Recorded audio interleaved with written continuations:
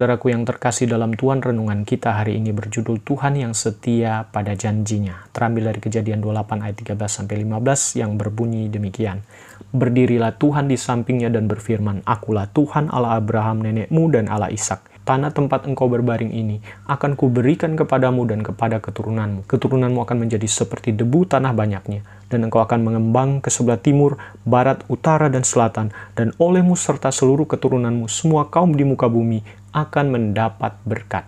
Sesungguhnya aku menyertai engkau, dan aku akan melindungi engkau, kemanapun engkau pergi, dan aku akan membawa engkau kembali ke negeri ini, sebab aku tidak akan meninggalkan engkau, melainkan tetap melakukan apa yang kujanjikan kepadamu. Saudaraku yang terkasih dalam Tuhan, kebenaran akan kesetiaan Allah dalam memenuhi janjinya juga dituliskan oleh seorang teolog bernama Wayne Grudem dalam bukunya Systematic Theology halaman 195 terbitan Zondervan Publishing tahun 1994 yang berbunyi demikian.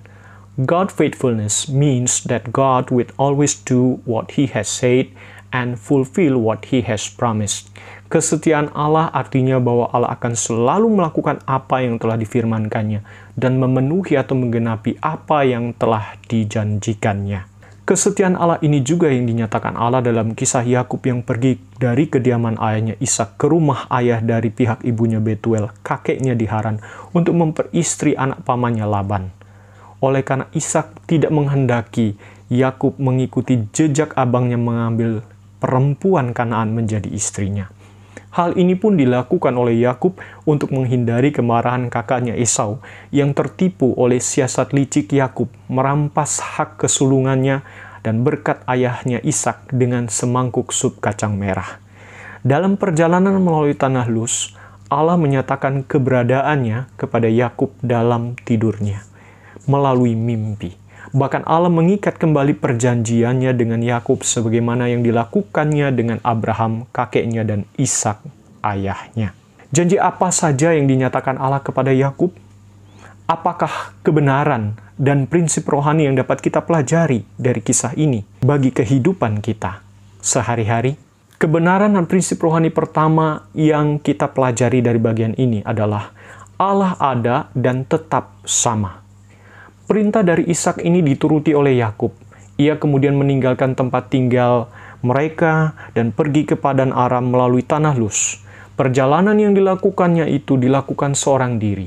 Di dalam perjalanan itu dirinya mungkin hanya membawa bekal sekedarnya dan juga mengalami rasa takut oleh karena ancaman yang datang dari sekelilingnya di tengah alam yang terbuka itu. Ketika hendak bermalam di tanah Luz, Yakub pun hanya menggunakan lempengan batu yang ada di sana sebagai bantal atau alas kepalanya untuk berbaring. Pada zaman dahulu pun, Allah berbicara atau menyatakan kehendak dan maksudnya kepada umatnya melalui mimpi, penglihatan, dan berbagai fenomena supranatural yang dialami mereka secara pribadi. Belum ada gulungan kitab yang tertulis, sebab teknis penulisan belum ditemukan dan berkembang seperti hari ini. Allah menyatakan dirinya di dalam mimpi yang dialami Yakub dalam tidurnya di tanah Luz. Allah berdiri di samping. Kalau terjemahan LAI menerjemahkan demikian. Tapi lebih tepat diterjemahkan Allah berdiri di atas. Di ujung dari tangga yang terlihat dalam mimpi itu di tanah Luz. Ke atas, di sorga tempat Allah berada.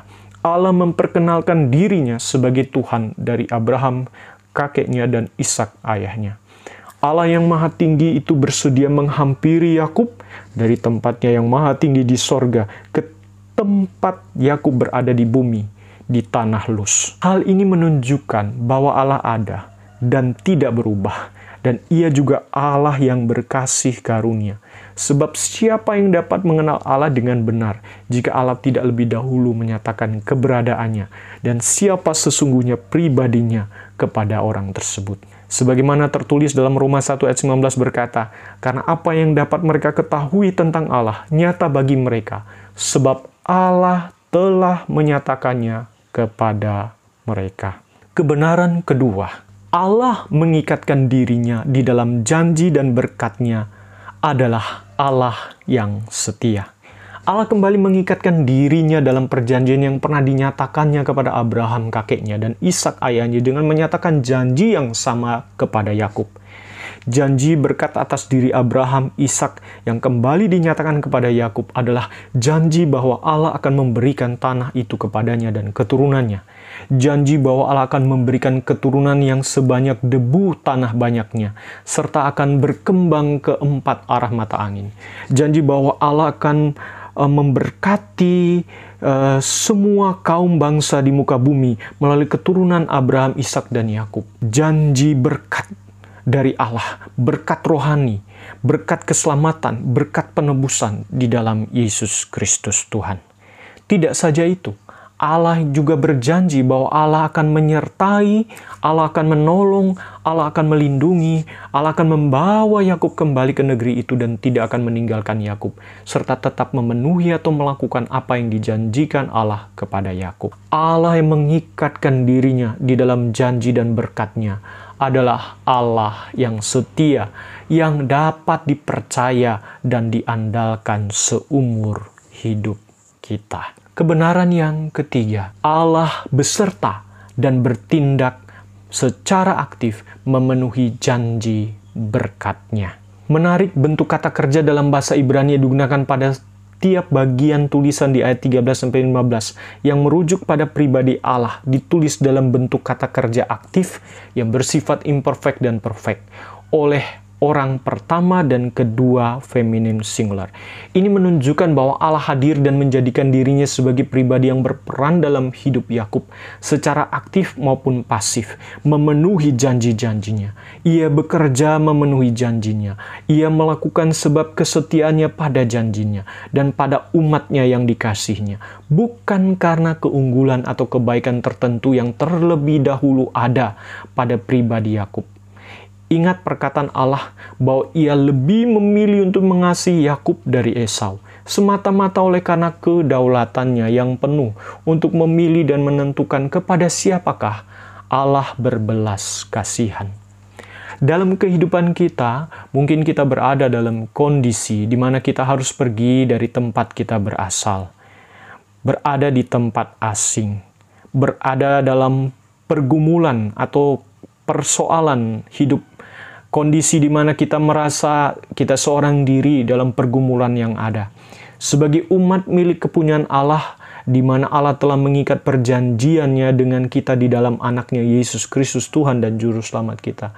Kita perlu untuk hidup dalam kegentaran, dalam sikap takut yang kudus kepadanya, sebagaimana yang ditunjukkan dalam kisah ini oleh Yakub. Tetap percaya dan berharap pada janji-janji Allah yang dinyatakannya kepada kita lewat firman-Nya yang tertulis.